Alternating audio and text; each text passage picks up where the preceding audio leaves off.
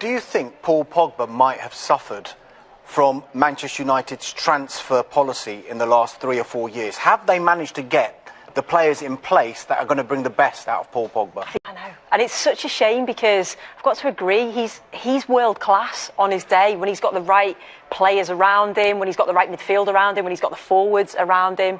You know, we've seen him play for France, we've seen him win the World Cup, and what an influence he is, what a leader he is, and I just think you would do all that you could to keep hold of him, but the player has to want to be there as well, and that's the thing. And I suppose it's getting those consistent performances out of him, because we see glimpses and moments of absolute magic from him, but it's consistently doing that, isn't it, over a season? And yes, he's had his injuries, hopefully he can come back and just show what a top-class midfielder that he is. No was the response, I think, to the question. Gary Neville has joined us, as you can see. We've got 3 former managers here who've been in pressurised situations of various sorts, but what did you make of that? He was agitated, wasn't he? I mean, he's agitated walking over towards the Arsenal fans at the end, and I can see why. I know what he's saying about the first half, about how well they played. They dominated the game, but it's not line ball, where you have to basically run the ball over the 18-yard line and put your foot on it to basically score a goal. You need to put the ball in the back of the net, and he knows that better than anybody. I think Arsenal, for a couple of years, have done that really well. But the biggest inquest at Arsenal at the end of this season will be, why did we not sign a striker? Now, is that because he wasn't provided with one by the recruitment team? They haven't signed one now for 2 or 3 years. And did he not want one? Is that the answer?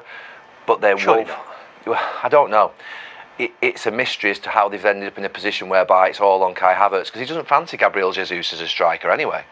And the same stuff that we saw and seen for quite a long time now with Arsenal is that they're recycling the ball really well around the edge of the box, but they haven't got that ability to be able to cut through teams, and it's costing them. Ultimately, Paul, is that how this season is going to be defined by Arsenal? That failure to have a striker, someone who can step in when they have suffered these injuries? Yeah, I would have said so. I think because if you look at the games that they've, no disrespect to West Ham, Nottingham Forest and Man United, I think if they got their full team out and the 3 forwards playing in Saka, Martinelli and Havertz, I think they take 7 points at least out of them 3 games instead of 2.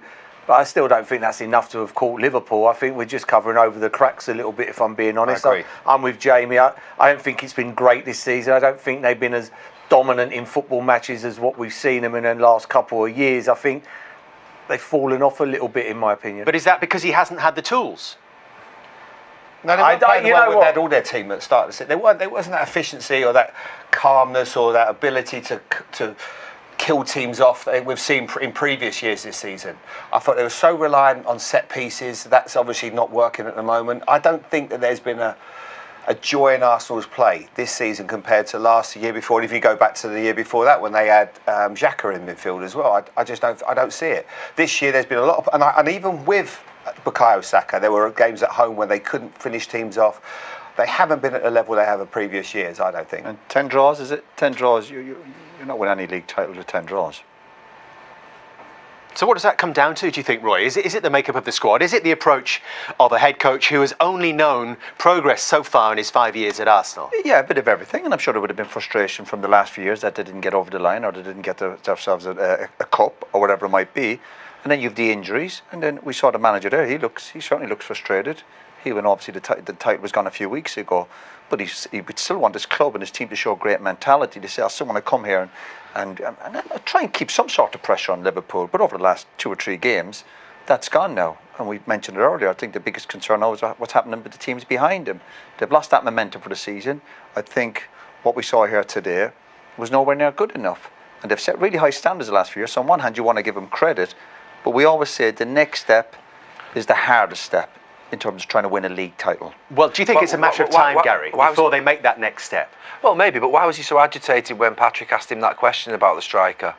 Normally when you see a manager act like that and he sort of walked off he seemed to walk off. That's what I looked like. Maybe that's a frustration that it didn't happen. Maybe he really wanted it to happen. But that's my point. Usually if you see a manager sort of losing, it's going a step too far, but walk off at an interview when he's being asked a question, you normally think